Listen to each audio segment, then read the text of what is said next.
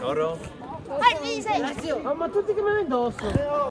Ha preso il via con la prima tappa a Mira il ciclo di feste del rugby integrato Abirugby EOS, il progetto per diffondere la pratica del gioco in atleti con disabilità intellettivo-relazionali. Hanno partecipato circa 80 atleti e atlete. L'idea è quella comunque di dare l'opportunità a tutti i ragazzi, indistintamente dalle loro capacità motorie, di poter avvicinarsi al gioco del rugby, e quindi con tutti i tecnici abbiamo strutturato delle postazioni di gioco per abilità a rotazione e mescolando tutte le squadre che partecipano. Le feste infatti si svolgono mettendo ogni atleta nelle condizioni di poter giocare a seconda del proprio livello, combinando più tipologie di gioco, da quello prettamente ludico a quello con forme di contatto regolamentato.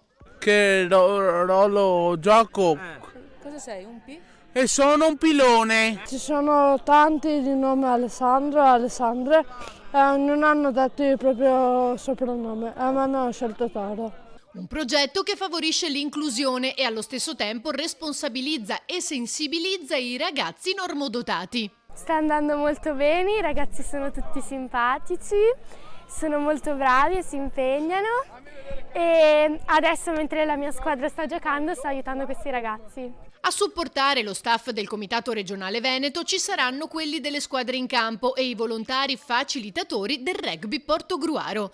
L'obiettivo è quello di ampliare il ventaglio delle società attive, portando dai 10 club impegnati al momento in attività integrate a triplicare entro il 2025.